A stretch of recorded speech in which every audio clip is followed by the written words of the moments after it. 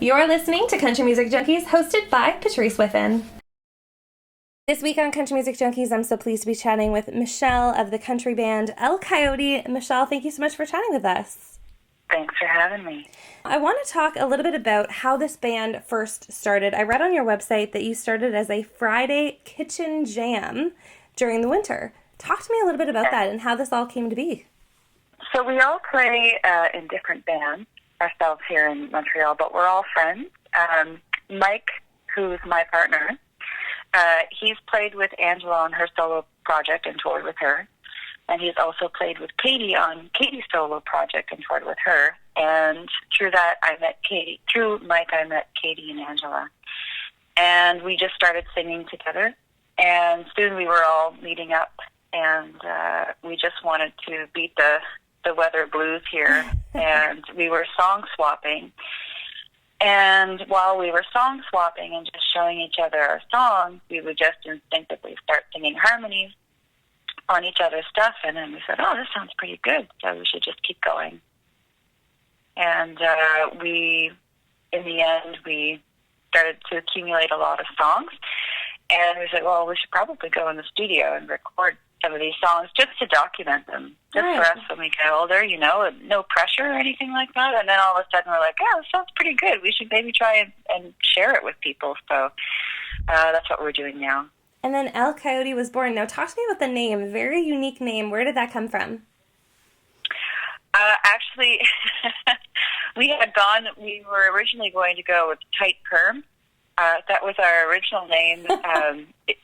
Because we were thinking of like 90s, 80s country that we all grew up with. I guess more 80s country.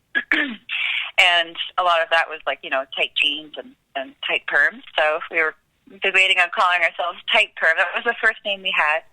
And then we just started shouting out names to each other and just trying to brainstorm. And that was the one that we came up with on the fly, El Coyote. And because we live in Quebec, I think also there was the L, which means femmes, women, as well. Yeah, so... There you go, and that's how it all came together. Now, let's talk about your alternative country sound. Obviously, lots of influences in your music. How do you guys describe it? Well, I'd say we have a lot of different influences just in all of each of our members. So I guess I would say that there's a bit of, like a lot of us listen to George Jones. We listen to older country.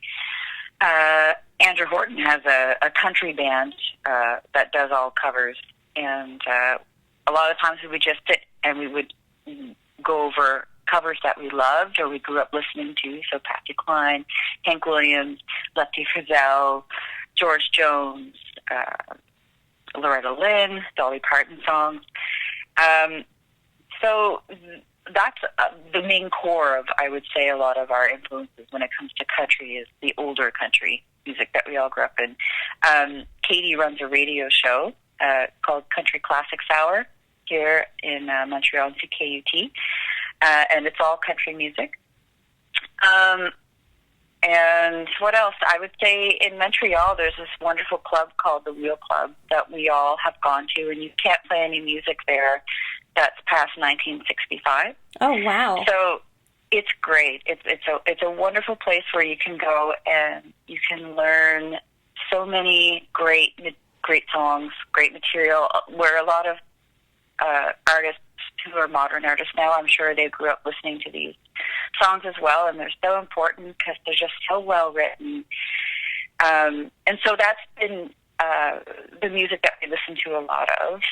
And now we're writing our own music, and I also love listening to people like Casey Musgraves or Margot Price or Sturgill Simpson. I love him. Getting more into Jason Isbell. These are all like more modern names that we like as well. So, our influences are pretty much, they go way back, and then they're more alt-country that is happening now, a more alt-country movement that is happening now, I would say. All right. Now you've got a self-produced record out with 10 songs for fans to check out. Where is the best place you'd like them to go to grab that? They can visit our website at www.elcoyoteband.com, and there they can purchase it through Bandcamp. That's probably the easiest way. Excellent. And how about social media? Can they connect with you on there? Yes, they can.